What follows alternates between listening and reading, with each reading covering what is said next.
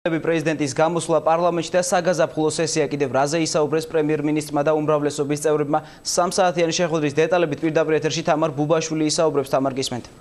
3 საათიანი შეხვედრის დასრულების შემდეგ მხოლოდ ზოგადი კომენტარები გაკეთდა. ბიძინა ივანიშვილისა და უმრავლესობის წარმომადგენლების განცხადებით საუბარი შეეხო საგაზაფხულო სესიას და პირველ კვირას დაგეგმილ განსახილველ მნიშვნელოვან საკითხებს, ამასთანავე საკონსტიტუციო რეფორმას. ზოგადად შეეხნენ დღეს უმრავლესობის წარმომადგენლები 8 თებერვალს პარლამენტში დაგეგმილ პრეზიდენტის გამოსვლას, როგორც დღეს კოალიციაში განაცხადეს ამ საკითხთან დაკავშირებით.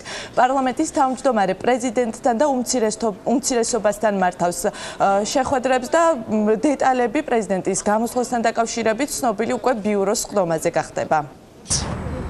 11-12 საათზე გააკეთებენ განცხადებას უმრავლესობის ფრაქციის ხელმძღვანელები. 4 კაცი გააკეთებს განცხადებას, ბრიფინგი აქვთ. და ბრიფინგს დაესწრით ორშაბათს. აი ამას ადგილი არ ვიცი. აი რაც გქონდა დღეს შეხვედრა, რაც გადაწყვეტილა მივიდა. პრემიერი გვესაუბრა იმ საჭიროებათა საკითხებზე, რაც არის დღეს ჩვენ სახელმწიფოში. შესაბამისად, პარლამენტი და მთავრობა მჭიდროდ თანამშრომლობს აი ამ პრობლემების გადაწყვეტის საქმეში.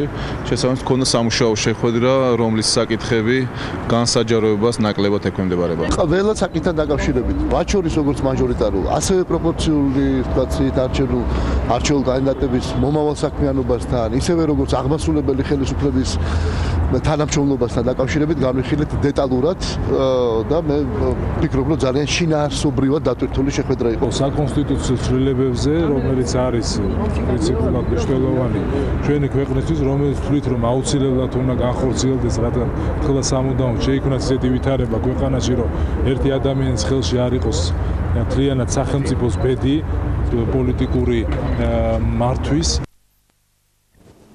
უმრავლესობის წევრებმა დღეს ასევე კომენტარები გააკეთეს რუსეთში მცხოვრებ ჯავახეთის დიასპორის განცხადებასთან დაკავშირებით, როგორც განცხადებაში არის აღნიშნული, რუსეთში მცხოვრები ჯავახეთის დიასპორა საქართველოს მთავრობას თხოვს სამცხე ჯავახეთი ეკონომიკურ ზონად გამოცხადეს. თუ რა კომენტარები გაკეთდა ამასთან დაკავშირებით, ქართულ ოცნებაში ჩვენ შეგვიძლია ახლა მოვისმინოთ.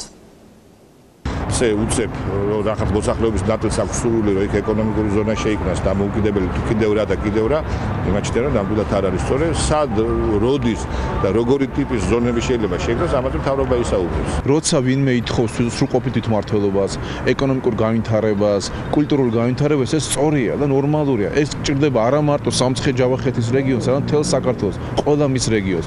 ასე რა არის ამაში გასაკვირი, თუ ერთი რეგიონის წარმომადგენლები ითხოვენ სრულყოფილ თვითმმართველობას, სრულყოფილ სოციალურ-ეკონომიკურ განვითარებას. მე ამაში ცუცვე არაფერს ვერ ხედავ. საშიში იქნება მხოლოდ იმ სახის განცხადება, რომელი განცხადება თავისი არსით ძალადობრივია, ან ქვეყნის ტერიტორიულ მთლიანობას საფრთხეს უქმნის.